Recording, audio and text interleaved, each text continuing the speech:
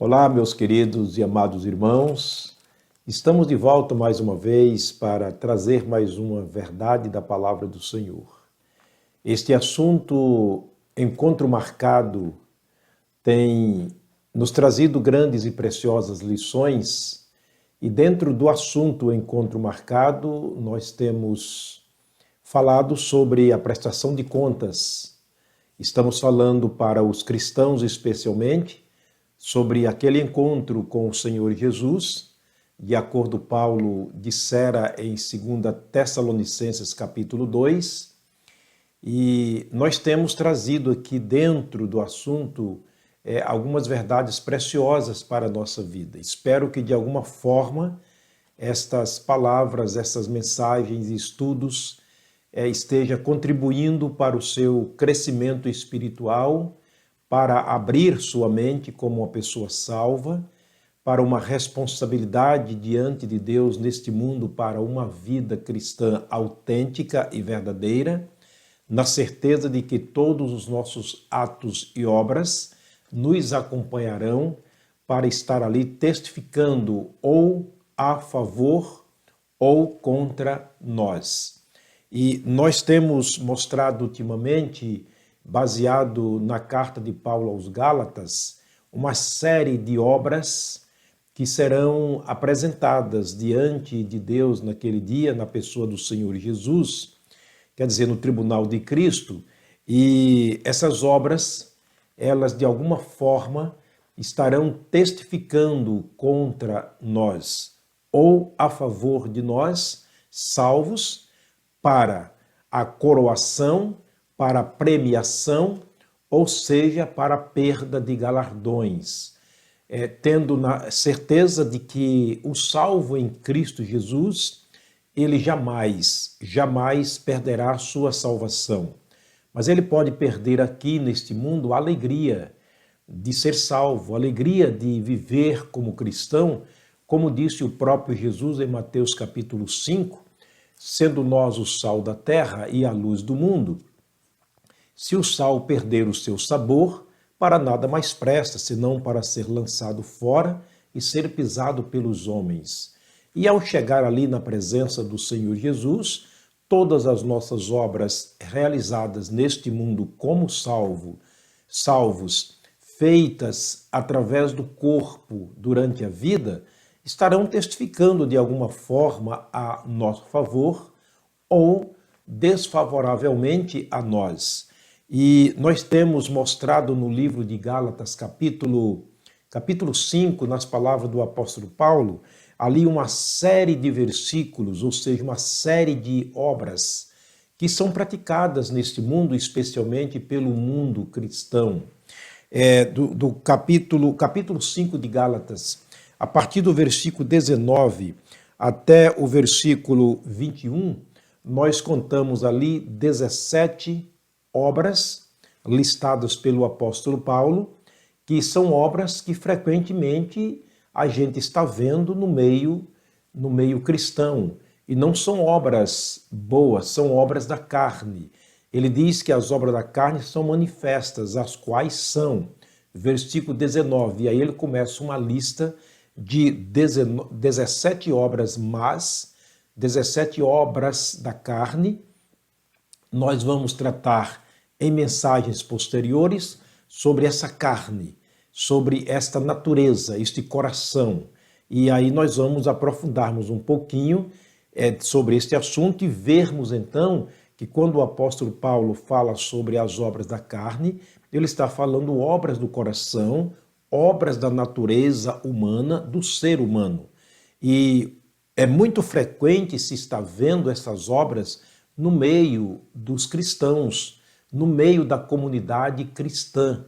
O que precisamos, então, sermos avisados, alertados, e por isso eu digo que eu espero que essas mensagens e estudos estejam ajudando ao irmão, à irmã, de alguma forma, a ter a consciência de que os nossos atos, as nossas obras, elas têm muito valor diante do tribunal de Cristo naquele dia, seja para o nosso bem ou seja para o nosso mal, como disse o apóstolo Paulo. É necessário que todos compareçamos perante o tribunal de Cristo, para que cada um receba o que tiver feito por meio do corpo, ou bem ou mal. Portanto, algo que é importante se saber é que ninguém, nenhuma pessoa será justificada diante de Deus pelas obras da lei. Porém, todos os salvos serão justificados diante do tribunal de Cristo pelas obras da salvação. Vamos lá então para o versículo, especialmente o versículo 20 do capítulo 5 da carta de Paulo aos Gálatas. Paulo escrevia a uma igreja na Galácia e ele estava falando diretamente com os cristãos neste momento. E é claro que ele está também falando a nós nesses dias. Olha o que ele diz aqui no capítulo 5, versículo 20. Ele fala sobre, no versículo 19, algumas obras, já falamos sobre o adultério, e agora ele vai falar sobre idolatria, feitiçaria, inimizades, contendas, ciúmes, iras, pelejas, dissensões, heresias. Veja que são várias, é uma lista sem fim, as obras da carne. Mas eu quero ficar aqui com apenas uma para o nosso estudo de hoje, sobre inimizades. Inimizades, que é exatamente aquele momento ou aquela situação que se encontra muitos crentes hoje, até no seio da igreja, inimigos. Sim, é verdade, parece uma palavra estranha para o mundo cristão e realmente devia ser uma ação estranha para o mundo cristão e deveria ser. Mas, infelizmente, por causa da natureza terrena, o nosso coração, certo, natural, a natureza que ainda trouxemos do nosso velho homem, do nosso primeiro pai Adão, por causa disto há um conflito. Paulo começa esse texto falando que há um conflito entre a natureza velha e a natureza nova, e então elas são opostas. E nesta luta entre uma e outra para que uma não faça o que quer, por causa da intervenção da outra, então encontra-se esta luta entre cristãos. Encontra-se hoje no seio da igreja, no seio do cristianismo, pessoas que são inimigas. E essa coisa vai ser tratada, essa prática, essa praticidade da vida cristã vai ser tratada no tribunal do Senhor Jesus Cristo. Fique certo disto. Portanto, inimizade é o mal que está na agenda do Senhor Jesus, está na pauta daquela reunião que há de ser tratada naquele dia. Vamos orar mais uma vez, pedindo a graça de Deus para aquilo que vamos ouvir, alguns textos importantes dentro desse assunto.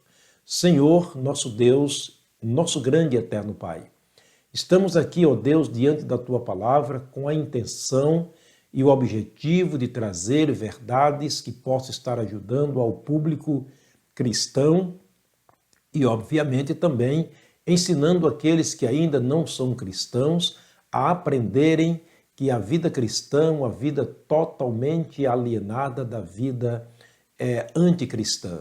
Que o Teu Espírito, ó Deus, neste momento esteja falando ao nosso coração e penetrando aos nossos corações através da Tua palavra, discernindo os nossos pensamentos e intenções do nosso coração, nos trazendo, ó Deus, a verdade pura, santa e verdadeira da Tua palavra. Ajuda-nos, como cristãos, a termos uma vida autêntica e verdadeira diante do Senhor, em praticidade de boas obras, a fim de que tenhamos o verdadeiro galardão assim que chegarmos na presença do Senhor Jesus. Nós oramos com gratidão por aqueles que neste momento nos assistem. Que o Senhor esteja abençoando suas vidas e a vida de toda a sua família, guardando-os, ó Deus, de todos os males deste mundo e nos encorajando diante das batalhas e tribulações que nos são impostas nestes dias de grande aflição e de grande tribulação, de grandes males, a cada dia que aflige muitas vezes o nosso coração. Dá-nos a graça e a tua misericórdia no nome do Senhor Jesus, o nosso amado Salvador. Amém. Bens amados irmãos e amigos, como dissemos, esperamos que as mensagens estejam te ajudando e eu quero, dentro desse assunto, inimizade, que vem de inimigo, e que inimigo é uma característica de Satanás, ele é o inimigo número 1, ele se fez inimigo de Deus, ele se fez inimigo de Cristo e se fez inimigos, obviamente, de nós, da raça humana, especialmente do cristianismo. Portanto, não é uma ação muito boa para o cristão estar em inimizade com o seu próprio irmão. Mas vamos para a Bíblia Sagrada e você que tem uma queixa, uma rixa, você que tem aí uma inimizade com o seu irmão e continua como membro da igreja, a Bíblia Sagrada ela foi escrita para nos ensinar, para nos exortar, para que nós sejamos preparados e preparados para toda boa obra. Vamos então para a palavra do Senhor.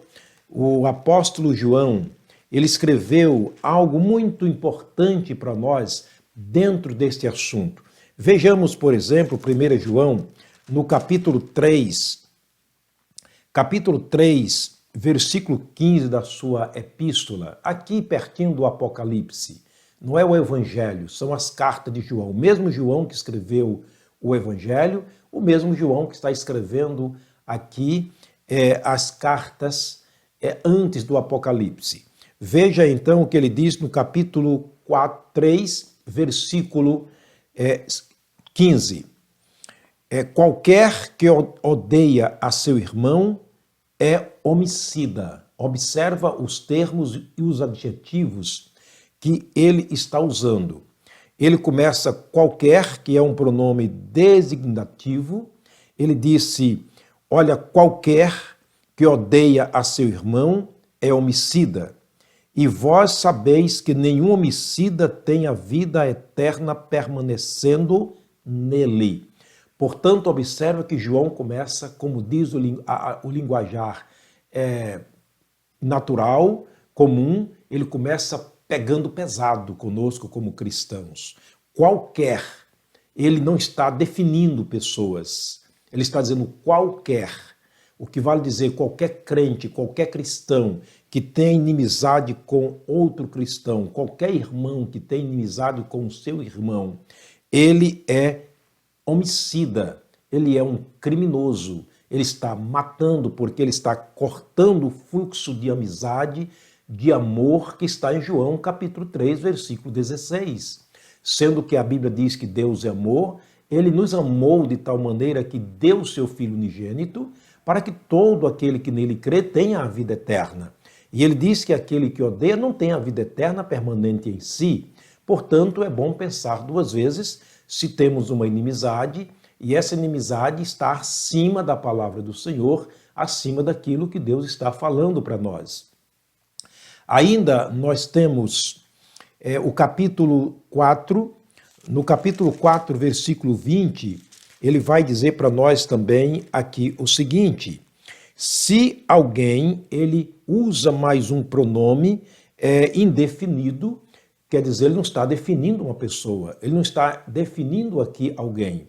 Ele não está dizendo se o pastor, se o irmão diácono, se o dirigente do coral, se o dirigente da mocidade, se o pregador da igreja, não. Ele está dizendo, se alguém diz eu amo a Deus e odeia a seu irmão, é mentiroso. Mais uma vez, ele pega muito pesado conosco. Se alguém odeia o irmão, em primeiro lugar, ele diz é homicida. E é uma qualidade de Satanás. E ele veio para roubar, matar e destruir. Portanto, ele é homicida. E agora, no versículo 20 do capítulo 4, ele ousa chamar de mentiroso. Se alguém ama a Deus e odeia seu irmão, ele é mentiroso. A mentira é uma característica visível de Satanás. A Bíblia diz que ele é mentiroso e pai da mentira. Quando ele profere mentira, fala do que ele é próprio, porque ele é mentiroso e pai da mentira, e ele nunca se firmou na verdade, e nele não há verdade. Portanto, é uma linguagem que o apóstolo João está usando nessa questão da inimizade para dizer que aqueles que estão em inimizade dentro da igreja, no seio do cristianismo, seja dentro da comunidade cristã, da sua igreja, ou lá fora, está dizendo que ele é mentiroso. Ele está usando uma praticidade de Satanás. Eu costumo dizer que ele está usando a matéria-prima do diabo. Ele é mentiroso. Aí ele vai dizer por quê? Pois quem não ama a seu irmão, ao qual viu, como pode amar a Deus a quem nunca viu? Portanto, se eu não amo a meu irmão, que eu estou vendo, que estou perto, que estou interagindo com ele, como é que eu vou dizer que amo a Deus, o Deus que eu nunca vi? Então, é uma baita de mentira que, infelizmente, nós encontramos no meio do cristianismo. E, para dizer a verdade, olha, isso é muito comum se ver isto. Eu conheço uma igreja, não cabe aqui a mim citar nome, seria antiético, mas eu conheço uma igreja muito conservadora que a mãe do pastor daquela igreja e uma das anciãs daquela igreja, quer dizer, uma das pessoas mais antigas da igreja, eram inimigas. Elas não se sentavam no mesmo banco. Elas não se cumprimentavam ao entrar nem ao sair do templo. E durante toda a vida não se cumprimentavam. Ambas morreram sem se falarem. Olha, isso é muito triste a gente ouvir isso. Quem sabe eu estou falando a alguém que vive nessa condição, que ao entrar na igreja, no templo, não fala com seu irmão, ao sair também não fala com seu irmão. E esse tempo de pandemia, de afastamento, olha, para muita gente que vive assim, deu certinho, não deu? Com certeza, pessoas aproveitam esse momento para ainda mais afunilarem, o acentuarem esta prática de inimizade. Já que não pode pegar na mão, já que não pode se cumprimentar, nem sentar perto, então, olha como o inimigo está tentando cooperar com aqueles que são inimigos dentro da própria igreja. Não se visitam, não se amam. Muitas vezes o pastor está impedido, às vezes, de fazer visita, porque sabe que a pessoa não quer receber visita. Isso é um tipo de inimizade. E uma inimizade que vai ser tratada diante de Jesus Cristo no tribunal, naquela reunião com ele. Portanto, observa que João é muito claro ao falar conosco nesse sentido. Voltando para o capítulo 2 da primeira carta de João, ele vai ainda dizer no versículo 11, mas aquele, mais uma vez, ele não define a pessoa, mas aquele que odeia seu irmão está em trevas. Observa, olha, um cristão em trevas, como se pode entender isto? Mas aquele que odeia seu irmão está em trevas, e anda em trevas e não sabe para onde deva ir, porque as trevas lhe cegaram os olhos. Portanto, observa que os termos são muito claros quando fala de inimizade. Vamos ver o que Jesus mesmo disse. O próprio Jesus, no capítulo 6 de Mateus, naquele texto maravilhoso que ele ensinou aos seus discípulos como orar, ele, entre os pontos importantes que ele falou ali sobre a oração, ele pediu para que os seus discípulos perdoassem quando estivesse orando, perdoassem aos outros. Agora veja a condição que ele colocou aqui, se por acaso alguém não perdoa os outros. O capítulo 6 de Mateus, versos 14 e 15, ele vai dizer o seguinte: porque se perdoardes aos homens as suas ofensas, também vosso Pai Celestial vos perdoará a vocês. E ele diz no verso 15, se porém não perdoardes aos homens as suas ofensas, também vosso Pai não perdoará as vossas ofensas. Como fica essa questão diante do tribunal de Cristo? Tratando-se de pessoas salvas, como eu disse, não perde salvação, mas perderá totalmente o galardão.